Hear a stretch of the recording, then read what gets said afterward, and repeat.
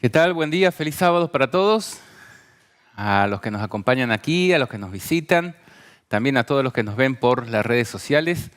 Que Dios pueda ser con cada uno de ustedes y que la palabra que hoy tenemos para compartir pueda ser de utilidad. Hay muchas personas que predican y anuncian que tenemos que prepararnos para los días que tenemos por delante. Ahora, la pregunta es ¿cómo? ¿Qué tenemos que hacer para estar listos? Sobre eso vamos a tratar de hablar un poquito hoy, analizando lo que Apocalipsis dice, lo que Jesús, a través del Apocalipsis, nos recomienda para poder estar listos. Es la preparación desde el punto de vista de Dios.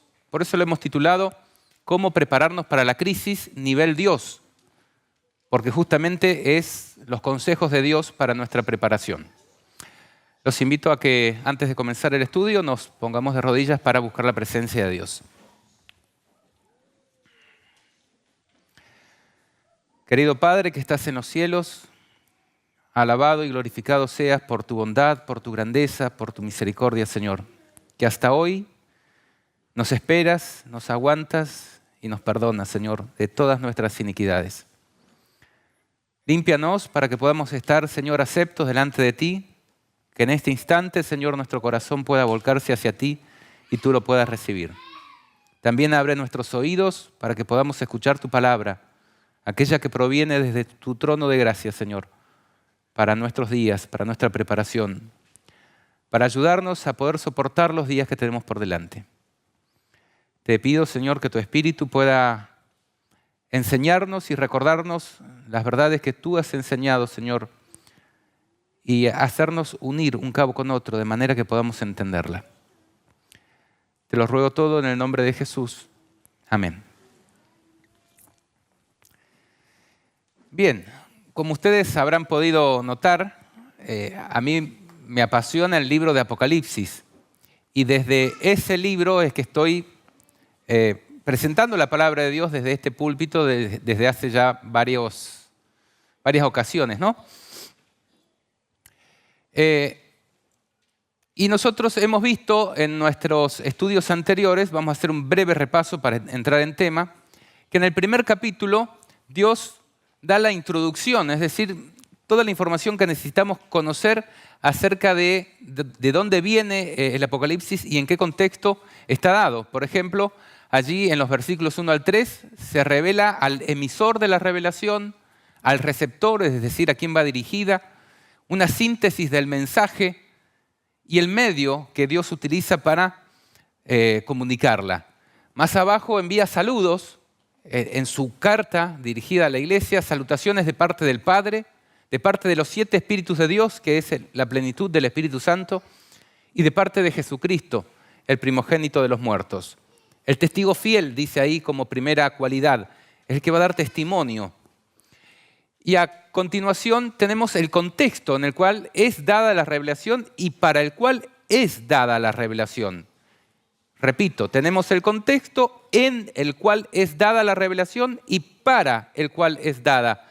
Y la, podríamos decir, síntesis más explicativa de esto la encontramos en los versículos 9 y 10 de Apocalipsis, donde dice: yo, Juan, vuestro hermano y copartícipe vuestro en la tribulación. Este es un contexto.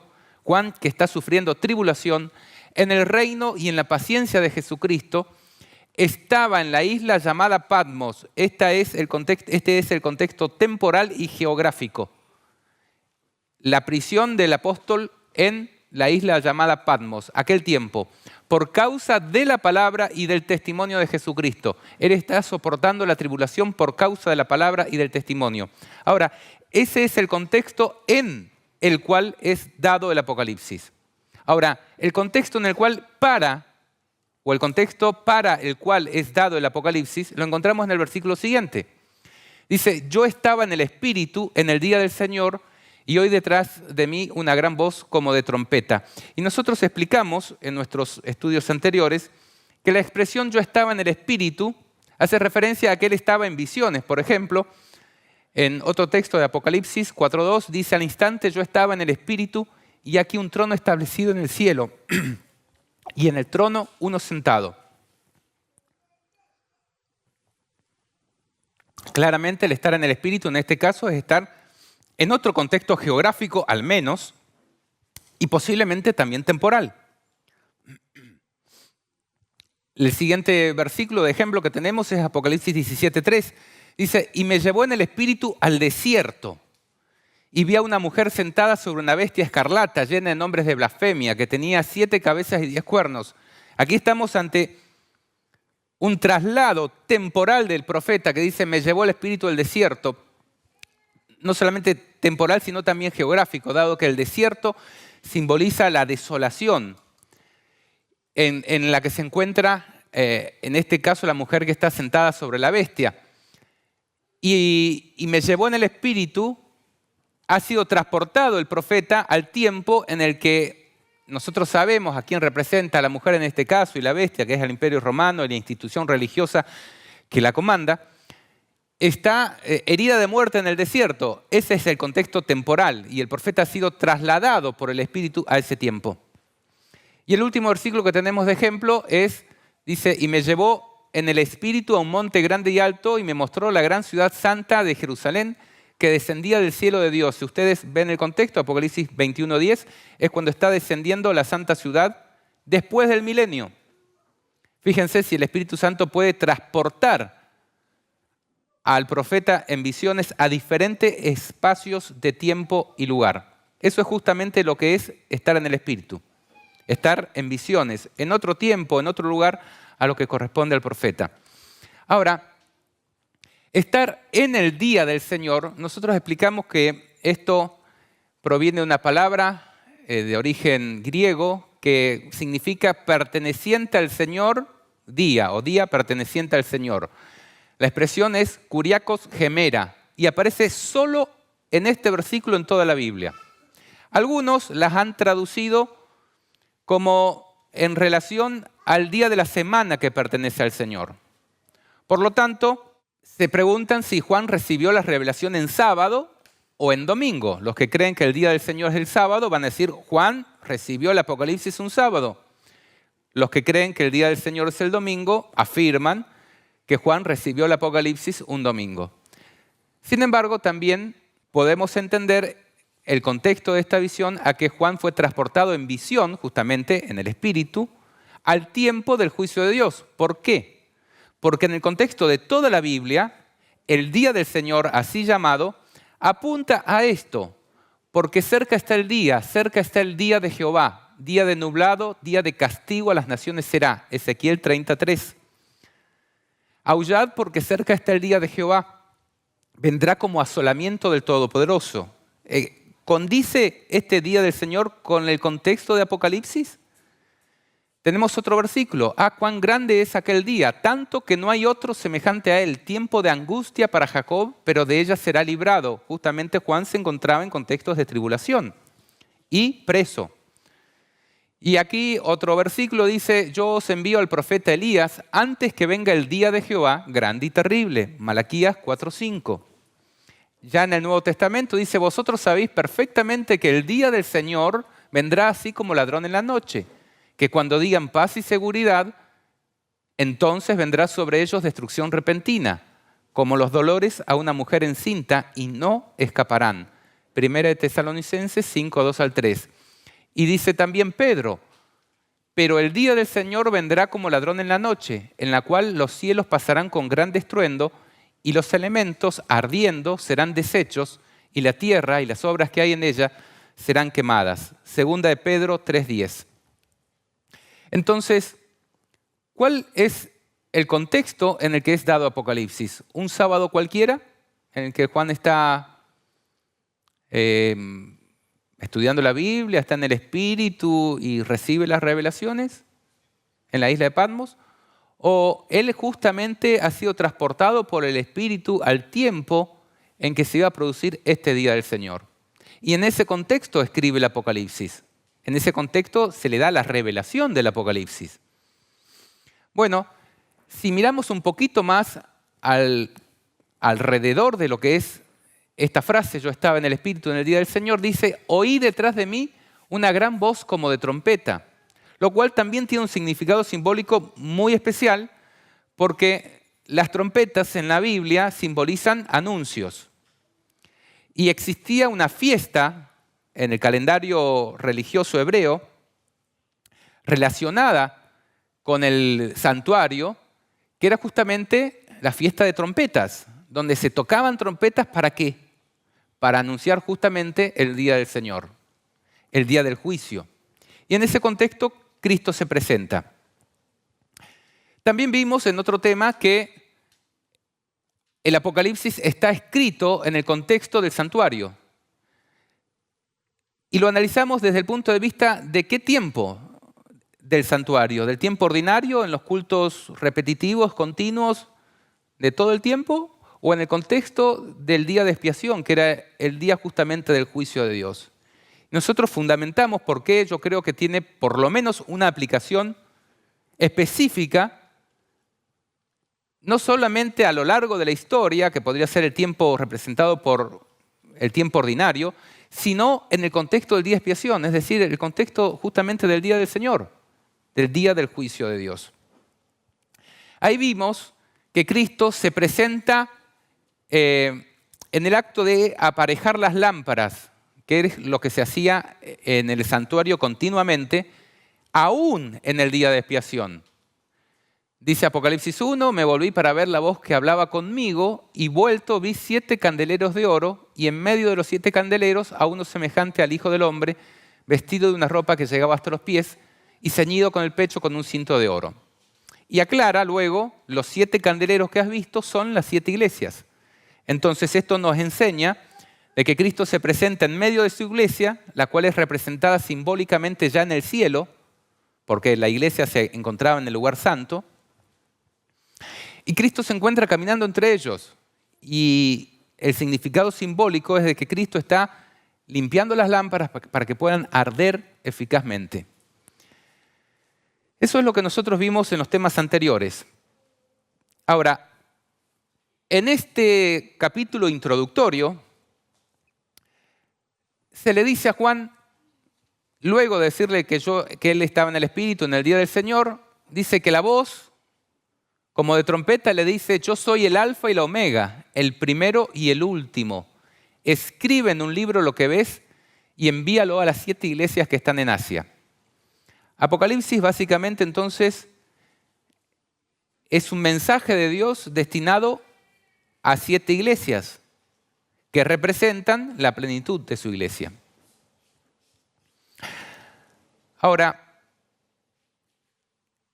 si es correcto, si es verdad que Apocalipsis está escrito en el contexto de ese gran y terrible día del Señor, lo que Jesús le va a decir a su iglesia en el contexto de, y fíjense cuántas veces repito la palabra contexto, porque es fundamental que entendamos,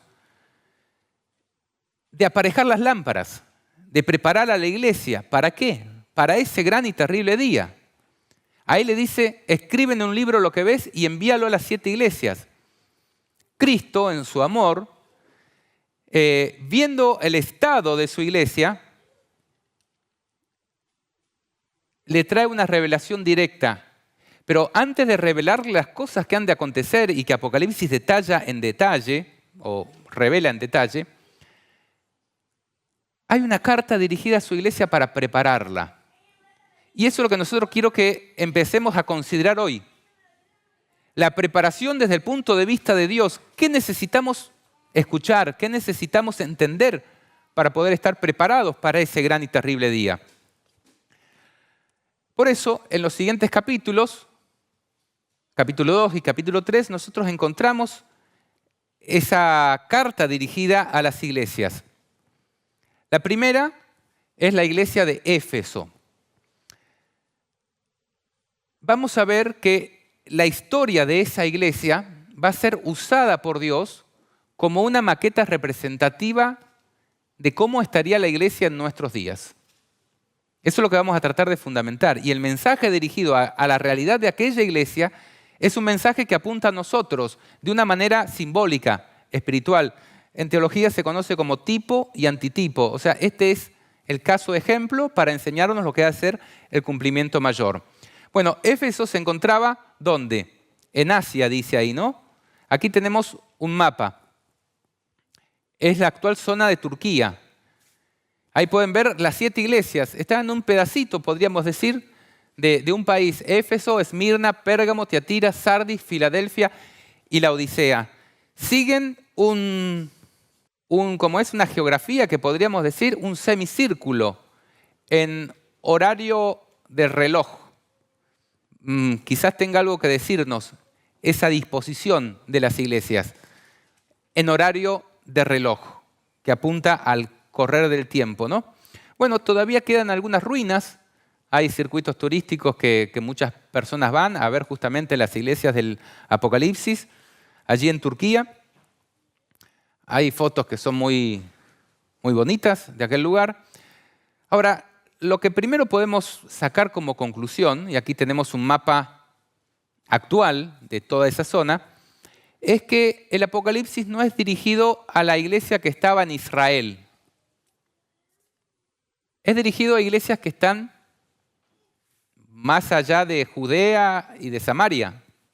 Es un mensaje dirigido a la iglesia gentil. En definitiva, es un mensaje dirigido a nosotros. Porque nosotros no formamos parte de aquel pueblo que es descendiente por sangre, sino por espíritu. Por creer en la palabra de Dios somos contados como israelitas. Y allí Jesús, en primer lugar, le habla a los dirigentes. Dice, escribe al ángel de la iglesia en Éfeso. En el capítulo 1 aclaró que las estrellas representan los ángeles de las iglesias. Cosa que ahí dice también, el que tiene las 7 estrellas en su diestra. ¿Y quién es el ángel de la iglesia?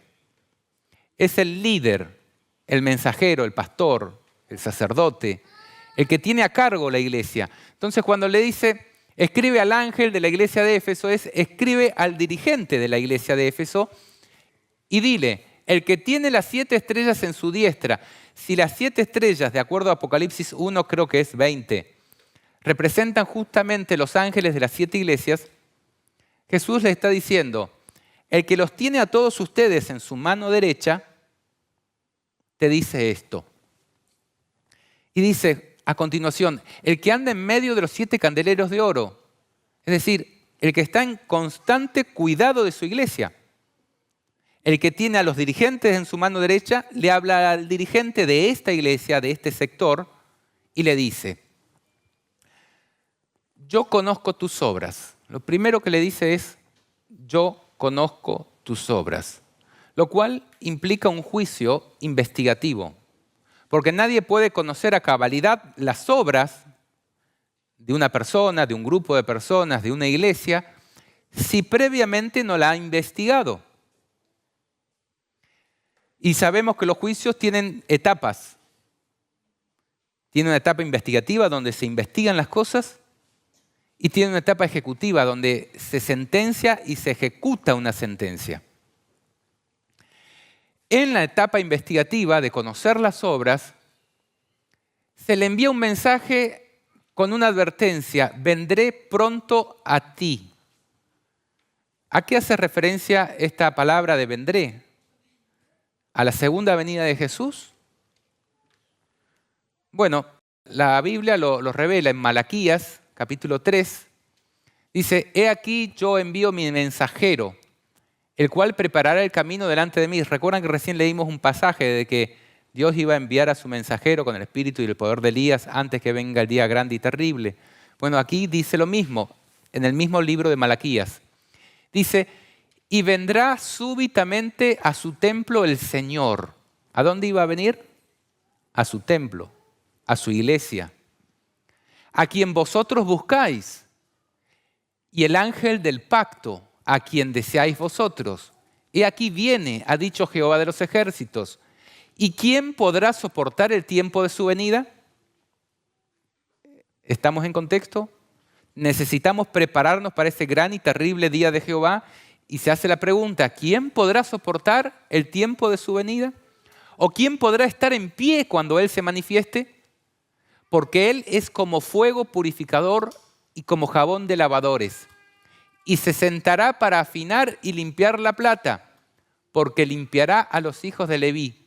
Los afinará como a oro y como a plata, y traerán a Jehová ofrendas en justicia. Y será grata a Jehová la ofrenda de Judá y de Jerusalén, como en los días pasados. Pongan atención a esto, como en los días pasados y como en los años antiguos. Vamos a hacer una pausa ahí. Acá se dice que el ángel del pacto, que es Cristo, vendría a su templo, ¿para qué? Para purificarlo. Acá dice, es como fuego purificador que se sienta para afinar la plata. ¿Cómo se afina la plata? Aquí tenemos un horno de fundición. En una foto donde se está afinando plata. Si nosotros somos la plata y Dios quiere tener una plata pura, ¿estamos dispuestos a ser metidos en ese horno? Ese es el tiempo del gran día de Jehová, en el cual Dios va a purificar a su pueblo. Ahora, ¿estamos preparados para estar ahí en el horno? ¿Para poder salir limpios y ofrecer ofrendas en justicia a Dios? Ahora, aquí aclara específicamente a qué va a venir. ¿Es la segunda venida? No. Dice, y vendré a vosotros para juicio, y seré pronto testigo contra los hechiceros y adúlteros, contra los que juran mentira y los que defraudan en su salario al jornalero, a la viuda y al huérfano, y a los que hacen injusticia al extranjero, no teniendo temor de mí, dice Jehová de los ejércitos. ¿A qué vendría el Señor a su templo?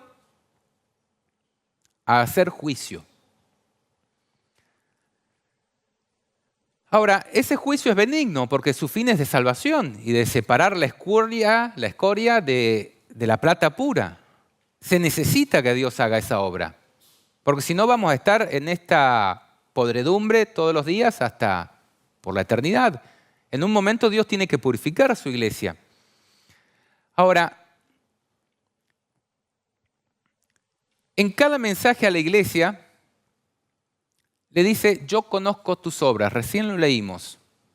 Y eso es muy significativo desde el punto de vista del juicio de Dios. ¿Por qué? Porque el juicio se va a realizar en base a las obras, comenzando por la casa de Dios. Dice 1 de Pedro 4:17, porque es tiempo de que el juicio comience por la casa de Dios. Y si primero comienza por nosotros, ¿cuál será el fin de aquellos que no obedecen al Evangelio? Y dice también Pablo en Romanos, por tu dureza y por tu corazón no arrepentido, atesoras para ti mismo ira para el día de la ira y de la revelación del justo juicio de Dios, el cual pagará a cada uno conforme a sus obras.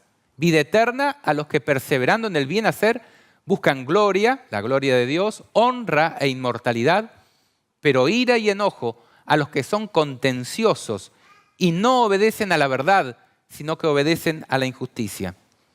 Entonces, si Apocalipsis es lo que sucederá cuando Dios ejecute su juicio, y el juicio debe comenzar por la casa de Dios, es lógico que en primer lugar Apocalipsis nos presente el juicio de Dios a su iglesia.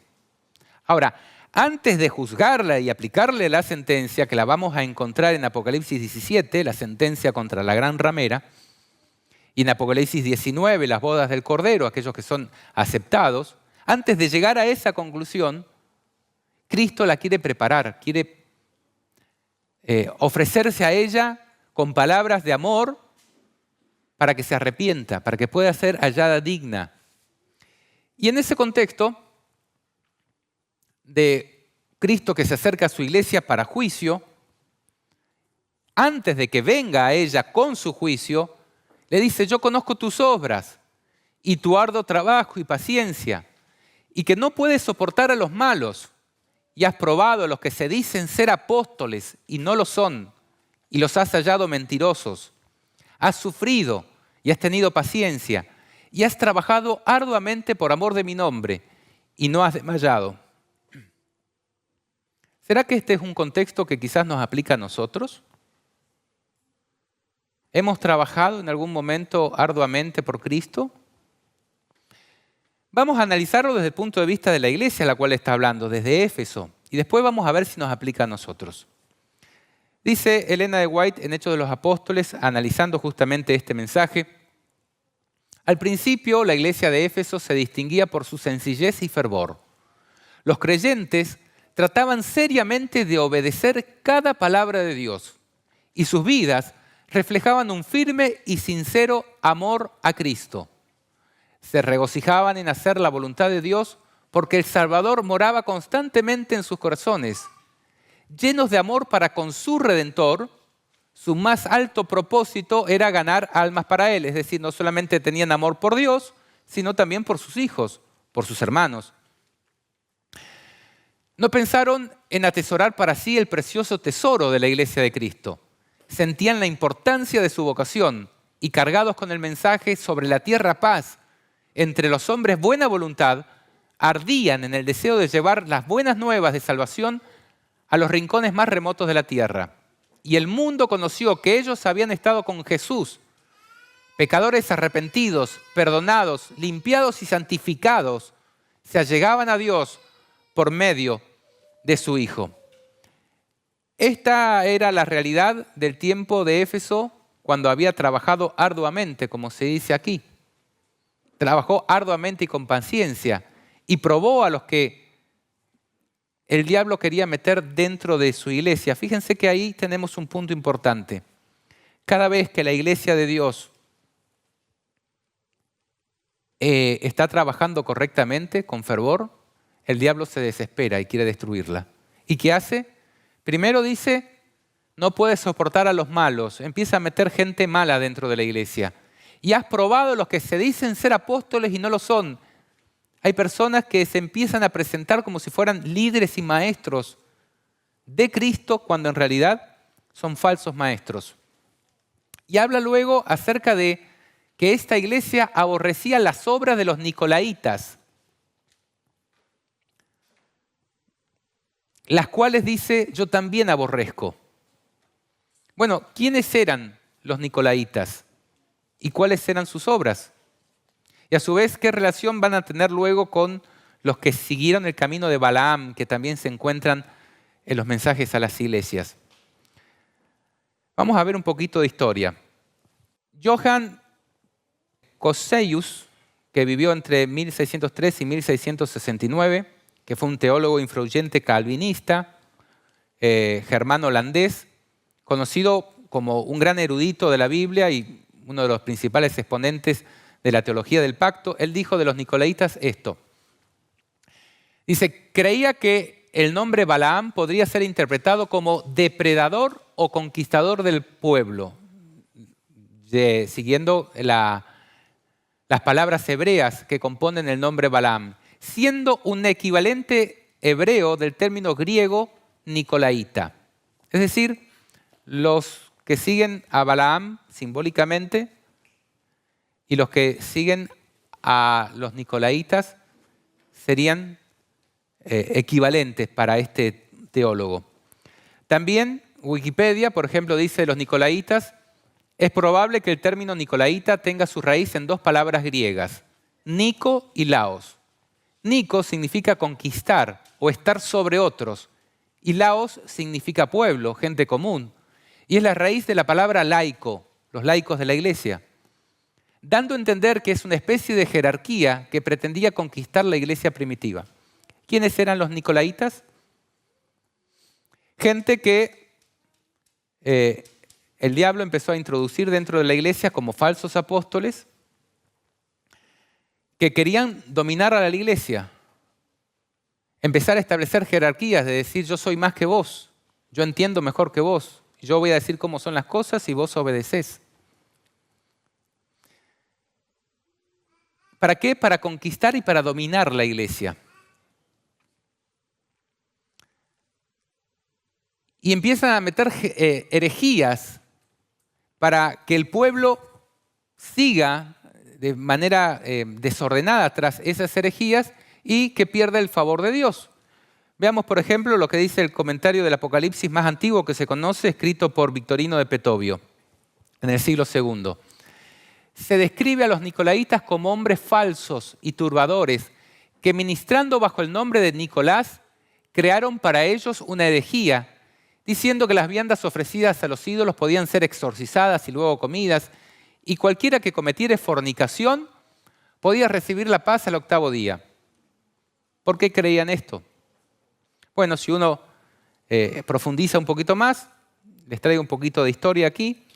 Dice que Irineo, que es otro antiguo, Irineo de Lyon, que vivió entre los años 130 y 202, nació en Esmirna y fue discípulo de Policarpo, que a su vez era discípulo de Juan.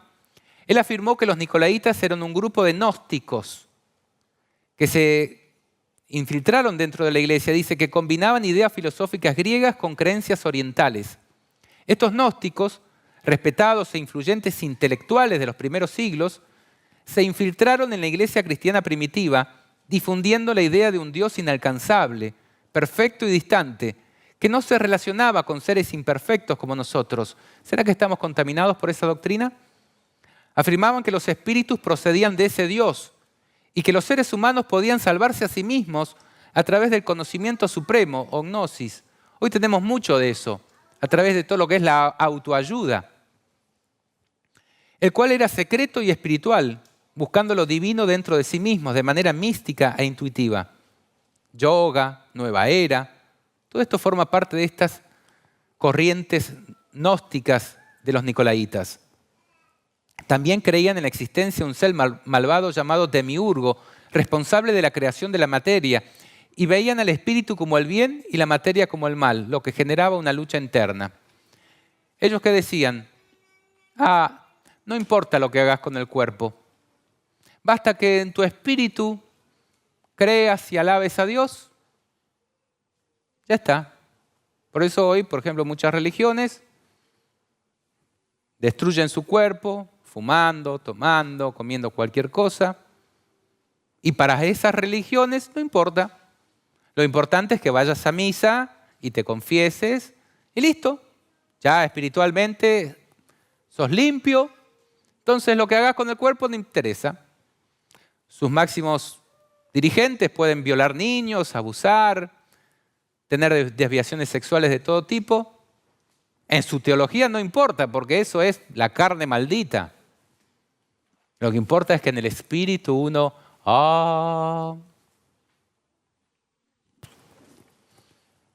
Eso es lo que se metió en la iglesia cristiana desde el principio, desde los días de los apóstoles. Y los apóstoles verdaderos y los ancianos de las iglesias verdaderas luchaban contra eso y probaban a los falsos apóstoles. Y dice que aborrecían las obras de los nicolaitas, de estos, las cuales Dios aborrece, dice. Irineo escribió, Juan, el discípulo del Señor, predica esta fe en relación a la divinidad de Cristo y mediante la proclamación del Evangelio procura quitar aquel error que había sido diseminado entre los hombres por Cerinto y mucho tiempo antes por los llamados nicolaitas, que son una rama de aquella falsamente llamada ciencia, a fin de confundirlos y persuadirlos de que solo hay un Dios que hizo todas las cosas por su palabra. Bueno, estamos fuera del contexto propio de lo que está escribiendo Irineo. Lo importante es rescatar de que él nombra a los nicolaitas como alguien que se infiltró para desviar a la iglesia de la verdad. Y fíjense, siempre se agarran de cosas que son verdaderas para llegar a doctrinas falsas. Por ejemplo, ¿es verdad de que la carne tiende hacia el mal y que el espíritu puede buscar a Dios? Pablo dice, en verdad lo que no quiero, esto hago. Con mi mente apruebo que la ley es buena, pero en mi carne hallo otra ley, la cual obedece al mal. ¿Es verdad eso? Sin embargo, no es verdad que podamos hacer lo que queramos con la carne, porque lo que importa es que vivamos en el espíritu, sino que debemos sujetar la carne a través del espíritu. Y que Dios quiere, primero santificando nuestro espíritu y nuestra mente, llegar a santificar también nuestra carne. Y que luego, por propio impulso de nuestro corazón, cuando Él escriba su ley en nuestro corazón, de nosotros mismos, de nuestra carne, salga el hacer el bien. Eso es lo que Dios quiere, regenerarnos, No es que no importa lo que hagamos con la carne, pero ellos se basan de un postulado verdadero para llegar a una conclusión falsa. ¿Es verdad de que hay solo un Dios? Es verdad, la Biblia lo dice, es el primer y gran mandamiento. He aquí, Israel, Jehová, vuestro Dios, uno es. Sin embargo, partiendo de ese argumento totalmente verdadero, si pretendemos negar la divinidad de Cristo, en base a ese argumento verdadero llegamos a una herejía. Y hoy hay muchas personas que incluso han estado en medio nuestro que niegan muchos aspectos de la divinidad de Cristo y que prácticamente lo ponen en un rol secundario de un señor. Bueno, estas herejías vienen desde mucho antes. Ahora, ¿qué dice la Biblia sobre lo que sucedía en la iglesia de Éfeso y en aquel entonces y lo que iba a suceder? Jesús dijo: guardaos de los falsos profetas que vienen a vosotros con vestidos de ovejas, pero por dentro son lobos rapaces. Lo anticipó de una. Cuando él estaba creando la iglesia apostólica, les dijo: guardaos de los falsos profetas. Por eso esta iglesia había aprobado a los falsos profetas.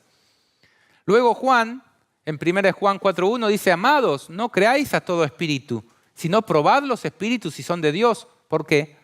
Porque muchos falsos profetas han salido por el mundo. Ya en los días de Juan, esos falsos profetas eran una realidad en la iglesia.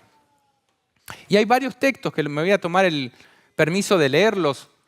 Dice Hechos 20 al 28, es Pablo escribiendo, hablándoles a los dirigentes justamente de Éfeso en su viaje hacia Roma, donde sería martirizado. Le dice: mirad por vosotros y por todo el rebaño, le está diciendo a los de Éfeso, en que el Espíritu Santo os ha puesto por obispos para apacentar la iglesia del Señor, la cual Él ganó por su propia sangre.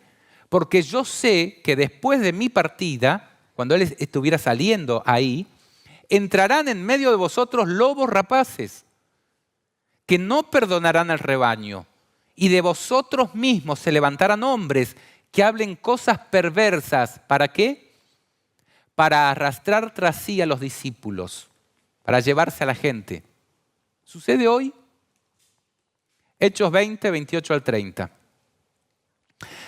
Yo pues, les dice a los efesios en una carta escrita desde su prisión, Pablo, preso en el Señor, os ruego que andéis como es digno de la vocación con que fuisteis llamados, para que ya no seamos niños fluctuantes, llevados por doquier por todo viento de doctrina, por estratagemas de hombres que para engañar emplean con astucia las artimañas del error.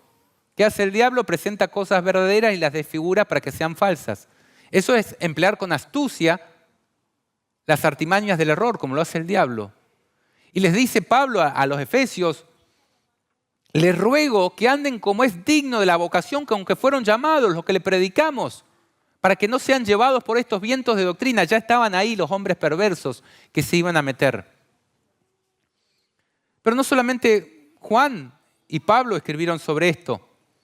Judas, no el traidor, sino el buen discípulo, dijo: amados, me ha sido necesario escribirlos exhortándoos que contendáis ardientemente por la fe que ha sido dada a los santos, porque algunos hombres han entrado encubiertamente, fíjense, infiltración dentro de la iglesia, entrar encubiertamente, hombres impíos que convierten en libertinaje la gracia de nuestro Dios y niegan a Dios el único soberano y a nuestro Señor Jesucristo. Ahí está la saña contra Jesucristo. Estos soñadores mancillan la carne. Quiere decir de que tratan pecadoramente la carne. Rechazan la autoridad y blasfeman de las potestades superiores. Blasfeman de cuantas cosas no conocen y en las que por naturaleza conocen, se corrompen como animales irracionales. Ay de ellos, porque han seguido el camino de Caín y se lanzaron por lucro en el error de Balaam. Aquí empezamos a ver a Balaam, que estaba relacionado con los nicolaitas. Estos son manchas en vuestros ágapes, en vuestras reuniones, que comiendo impúdicamente con vosotros, comen cualquier cosa, se apacientan a sí mismos. Nubes sin agua, llevadas de acá para allá por los vientos, árboles otoñales sin fruto, 2 veces muertos, desarraigados, fieras ondas del mar que espuman su propia vergüenza, estrellas errantes. Fíjense que estrellas era símbolo del líder. Bueno, estos son estrellas errantes, así como el diablo es una estrella caída, para las cuales está reservada eternamente la oscuridad de las tinieblas. ¿Qué hacen estas personas? Son murmuradores. Los que meten la murmuración dentro de la iglesia, bueno, son de esta gente. Querellosos, los que andan continuamente con problemas, viene desde ahí. Que andan según sus propios deseos y cuya boca habla cosas infladas, adulando a las personas para sacar provecho. Estos son los que causan divisiones, los sensuales, que no tienen al Espíritu. ¿Será que hay entre nosotros esas cosas? ¿Será que hay gente que mete la murmuración, la querella, los problemas dentro de las iglesias, dentro de las juntas de iglesia, que adula a las personas para sacar provecho, para que voten lo que ellas quieren, para que les den el poder? Estos son los que causan divisiones, los sensuales, que no tienen al Espíritu de Dios. Otro pasaje más, Pedro. Dice, hubo también entre vosotros, dice, hubo también falsos profetas entre el pueblo, como habrá entre vosotros falsos maestros, que introducirán encubiertamente, otra vez aquí la palabra clave, infiltración. Introducirán encubiertamente herejías destructoras. ¿Conocen alguna persona que se mete dentro de la iglesia calladita con lo que cree para empezar a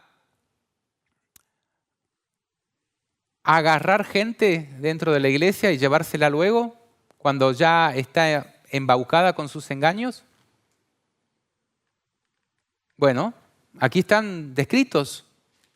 Dice, introducen encubiertamente herejías destructoras y aún negarán al Señor que los rescató, atrayendo sobre sí mismos destrucción repentina.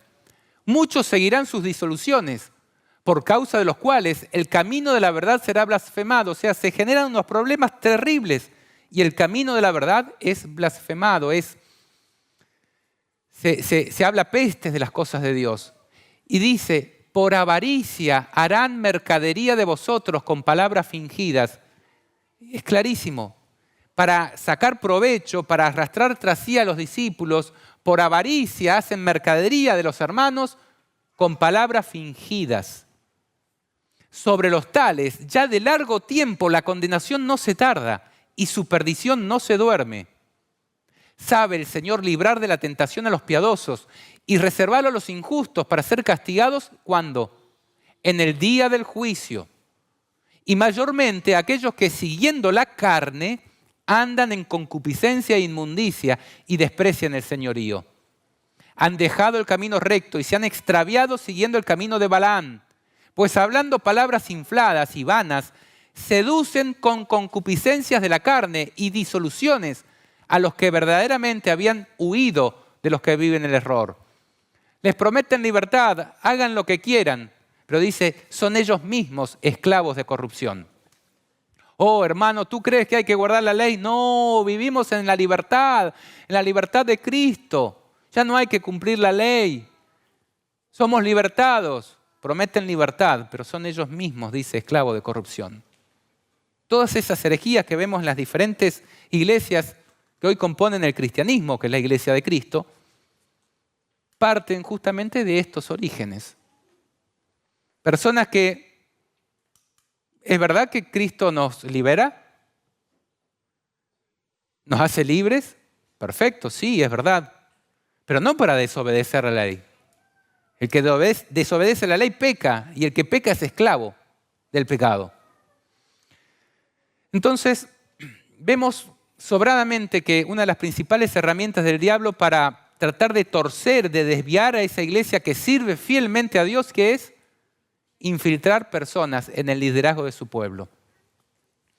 Ahora, a consecuencia de tanto luchar contra esto, la iglesia de Éfeso dice que termina perdiendo su primer amor. Eso que tenía, que antes hacía por amor del nombre de Dios, ahora lo ha perdido. Y se ha enfrascado en un montón de discusiones sin sentido, por doctrina, por esto, por lo otro, por problemas, y finalmente ya pierde de vista a Cristo, pierde su amor por Cristo y pierde el amor no solamente por Cristo, sino por los hermanos. Entonces se empieza a enfrascar, empieza a aislarse, podríamos decir, del mundo, diciendo yo voy a guardar mi santidad y que los pecadores vivan allí, y pierde el amor por Cristo y su palabra. Y esta necesidad de llevar el Evangelio de Cristo hasta lo último de las almas. Elena de White comenta lo que sucedió de la siguiente manera. Después de un tiempo, el celo de los creyentes de Éfeso comenzó a disminuir. Y su amor hacia Dios y su amor mutuo, fíjense lo que es el primer amor a Dios y amor por los hermanos, decreció. La frialdad penetró en la iglesia. Algunos se olvidaron de la manera maravillosa que habían recibido la verdad. Uno tras otro, los viejos portaestandartes cayeron en su puesto, se volvieron viejos, murieron. ¿Y qué pasó? Dice, algunos de los obreros más jóvenes, que podrían haber sobrellevado las cargas de los soldados de vanguardia y así haberse preparado para dirigir sabiamente la obra, se habían cansado de las verdades tan a menudo repetidas. Otra vez vos con las profecías. Y en su deseo de ver algo novedoso y sorprendente, intentaron introducir nuevas fases de doctrina, más placenteras para muchas mentes, pero en desarmonía con los principios fundamentales del Evangelio. ¿Qué pasa si hoy empezamos a mezclar lo que es la religión de Cristo con autoayuda? Y con, no sé, un montón de cosas para atraer a las personas de alguna manera que se acercan a la iglesia, pero no les enseñamos las verdades claras, profundas, específicas del Evangelio. No, pero que hay que ganar a personas, hay que tener cuidado con eso, con empezar a mezclar la verdad con el error, con doctrinas humanas. Dice a continuación Elena, a causa de su confianza en sí mismos, son personas que creen que saben lo suficiente como para no fijarse en lo que dice la Biblia. No, ¿qué importa lo que dice ahí? Nosotros sabemos hacer las cosas. Y en su ceguera espiritual, dice, no pudieron discernir que esos sofismas serían causa de que muchos pusieran en duda las experiencias anteriores y así producirían confusión e incredulidad. Al insistirse en esas doctrinas falsas y aparecer diferencias, la vista de muchos fue desviada de Jesús como el autor y consumador de la fe. La discusión de asuntos de doctrina sin importancia y la contemplación de agradables fábulas de invención humana ocuparon el tiempo que debería haberse dedicado a predicar el Evangelio. Las multitudes que podrían haberse convencido y convertido por la fiel presentación de la verdad quedaban desprevenidas. La piedad menguaba rápidamente y Satanás parecía estar a punto de dominar a los que decían seguir a Cristo. ¿No estamos hoy también viviendo tiempos de discusiones sin importancia? No, que el nombre de Dios en realidad se pronuncia así, o que se pronuncia asado, o que se pronuncia... Y ni siquiera se ponen de acuerdo entre ellos. Tratando de hablar un idioma que hablamos otro. Pero nos ponemos a discutir y a buscar la pronunciación en hebreo, y si aquel otro, y si aquel otro. Cosas, nos estamos refiriendo a nuestro Dios, a nuestro Señor, a Jehová de los ejércitos, como está en la Biblia. Dios sabe específicamente que nuestra adoración va dirigida hacia Él. Sin embargo, hay un montón de cosas sin importancia que nos enfrascan en doctrinas y que es más importante tener la razón que la otra persona se salve. Si no pensás como a mí, andate o me voy. Y si causamos, como decía ahí la palabra que leímos, el camino de la verdad será blasfemado por causa de estas cosas. Si causamos oprobio a la causa de Dios, ¿qué importa? No, yo voy a salir denunciando todas las cosas que yo sufrí, no sé qué, por discusiones de doctrina sin importancia. ¿Será que es un mensaje que aplica a nosotros, el mensaje a la iglesia de Éfeso? ¿Será que quizás como iglesia hemos sido muy fieles y fervientes en el pasado, con gran amor y fervor como nuestros pioneros, que hasta vendieron sus casas para invertir ese dinero en la predicación del Evangelio, pero que eso ya es cosa del pasado, que hoy ya no es como antes? ¡Ay, escuché un sermón como los que yo escuchaba cuando era chiquito y reconfortó mi alma! Lo he escuchado algunas veces. ¿Será que el diablo ha tratado de infiltrar con falsos maestros nuestra iglesia? Y todas las iglesias cristianas, no solamente la adventista del séptimo día. ¿Será que quizás algunos de los que estamos aquí, de los que nos escuchan, han sido fieles en probar la doctrina y reprobar a los falsos maestros como algo, como una alabanza de parte de Dios hacia nosotros? Pero ¿será que hoy también hemos perdido nuestra esencia original? ¿Hemos perdido lo más importante de nuestra creencia, la esencia de nuestra fe, que es el amor de Cristo?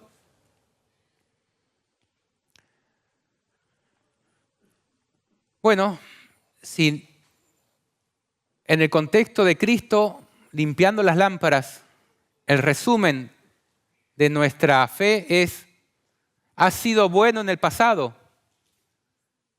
pero hoy has dejado tu primer amor, nos describe. ¿Qué tenemos que hacer? Bueno, yo le voy a preguntar a Elena de White si el mensaje de Éfeso es un mensaje para nosotros hoy y si es importante. A ver qué responde ella. ¿Será que responde?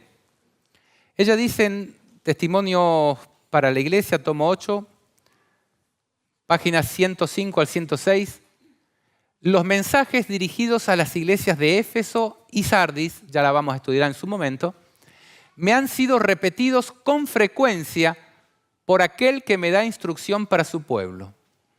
Estamos viviendo el cumplimiento de estas advertencias.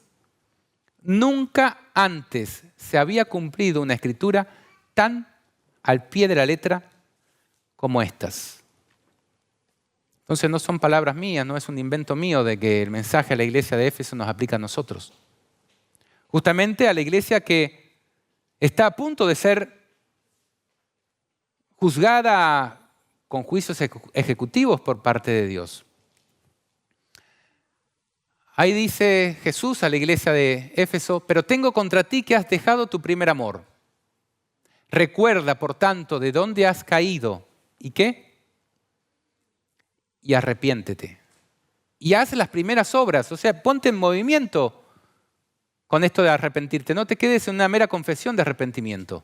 Pues si no, vendré pronto a ti y quitaré tu candelero de su lugar si no te hubieres arrepentido. ¿Qué quiere decir esto? Que si nosotros queremos prepararnos para ese juicio de Dios, para esa venida de Cristo a juzgar a su iglesia, lo primero que tenemos que hacer es arrepentirnos. Primero recordar de dónde hemos caído y arrepentirnos. Ese es el paso número 1. Que yo creo que Dios nos está hablando a cada uno de nosotros aquí, a mí, en primer lugar. Y haz las primeras obras. Empieza a amar a tus hermanos. Empieza a manifestar el amor a Dios con expresiones hacia tus hermanos, sinceras, buscando su salvación, tratando de pasar por encima de las diferencias y decir: está bien, tenemos algo que no entendemos igual, pero hermano, tu salvación es más importante que nuestra diferencia teológica. Hermano, mi salvación es más importante que esta diferencia teológica. ¿Podemos saludarnos? ¿Podemos abrazarnos? ¿Podemos considerarnos como objetos del amor de Dios? Arrepiéntete. ¿Por qué? Porque si no, ¿qué dice? Vendré pronto a ti y quitaré tu candelero de su lugar si no te hubieras arrepentido. ¿Cuál es la consecuencia de no tener el amor de Dios? No estar en condiciones de llevar su palabra, de ser la luz del mundo. En palabras de Jesús, por tanto os digo, le dijo Jesús a los sacerdotes que se habían desviado de aquel tiempo, el reino de Dios será quitado de vosotros y será dado a gente que produzca los frutos de él. Mateo 21:43. Si no tenemos el amor de Dios en nosotros, no tenemos nada. Si no nos arrepentimos, recordando de dónde hemos caído y no empezamos a hacer las primeras obras, no servimos más para nada.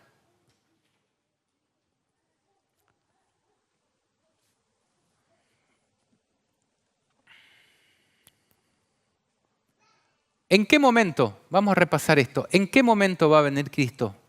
Recordemos este pasaje fundamental. Cuando Él se siente para purificar a su pueblo, vendré pronto a ti y quitaré tu candelero de su lugar. Ahora, dado que no es la venida que se va a producir con grandes señales y maravillas como es la segunda venida de Jesús, ¿será que nos vamos a dar cuenta cuando Cristo venga a su iglesia súbitamente a su templo a juzgarla? Por lo que ven los ojos. ¿Nos vamos a dar cuenta de que Dios está juzgando a su pueblo y está separando la paja del trigo? Si es por lo que ven los ojos, no. Por los ojos espirituales, sí. Pero por lo que ven los ojos, no. Vendré como ladrón en la noche, dicen en otros mensajes a las iglesias. No te vas a dar cuenta. Esto quiere decir de que muchos podremos estar siendo sometidos a este fuego de la purificación porque Dios nos ama y quiere sacar de nosotros plata limpia y no lo sabemos. Pero Él quiere sacar plata limpia, entonces nos mete en el horno. Y quizás estamos en el horno, sintiendo la aflicción, sintiendo pruebas, sintiendo un montón de cosas. Y no sabemos por qué ocurren todas esas cosas. Bueno, quizás es porque Dios quiere sacar plata limpia de nosotros. Otros pueden estar perdiendo su luz y estar siendo desechados por Dios, aunque sigan en sus puestos y en sus cargos, como estaban los sacerdotes del tiempo de Jesús. Pero ya Jesús les había quitado el candelero. Y se lo estaba dando a otros, humildes, indoctos, para que lleven su luz al mundo. Gente que produzca los frutos de Él. Y el primer fruto del Evangelio es el amor. ¿Comprendemos la importancia de lo que es el mensaje de Jesús a su iglesia? Si queremos prepararnos, yo les animo a que estudien concienzudamente el mensaje de Jesús a su iglesia. Estamos traduciendo aquí con James este libro que yo he escrito sobre Apocalipsis al inglés y él puede dar testimonio de que el mensaje a las iglesias es lo que más me explayo, los capítulos más largos. Porque si no escuchamos ese mensaje, de nada nos sirve el conocimiento de las cosas que van a suceder. Jesús le dice a su iglesia, el que tiene oído, oiga lo que el Espíritu dice a las iglesias. ¿Tienes oído? Este mensaje no solamente va dirigido al ángel, al dirigente, también está dirigido a ti. El que tiene oído, oiga lo que el Espíritu dice a las iglesias. No solo a esta, a todas. Hoy hemos estudiado una. Al que venciere, le daré a comer del árbol de la vida, el cual está en medio del paraíso de Dios. Si quieres vencer, comienza prestándole atención a este mensaje de Jesús.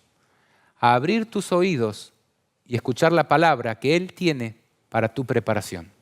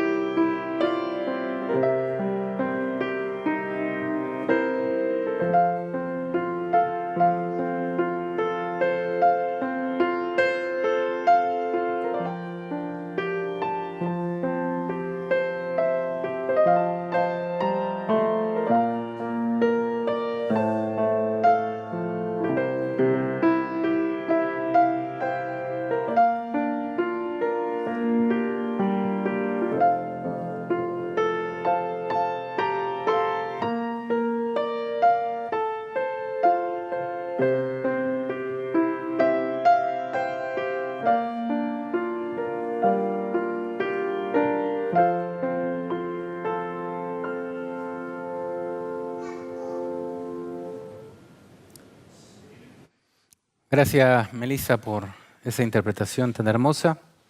Y ojalá que ese espíritu al cual hace referencia esa canción pueda estar en medio nuestro y pueda estar en nuestro corazón. Ojalá que hayamos podido prestar atención al mensaje que Jesús tiene para nosotros y que amorosamente lo envía a través del apóstol Juan, a través del Apocalipsis, y llega hasta aquí. Y que hayamos podido abrir nuestros oídos y oír lo que el Espíritu dice a las iglesias. Que podamos ser vencedores y que algún día nos podamos encontrar y dar un abrazo ahí junto al árbol de la vida.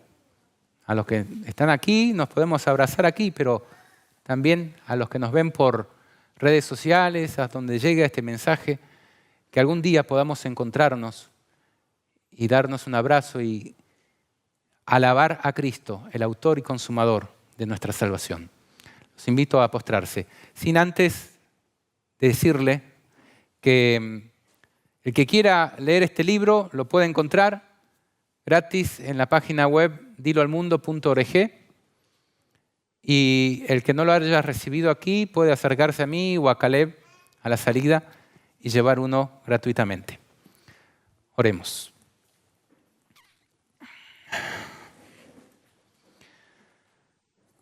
Querido Padre que estás en los cielos, tú eres un Dios bueno, que se acerca a nosotros con misericordia, Señor.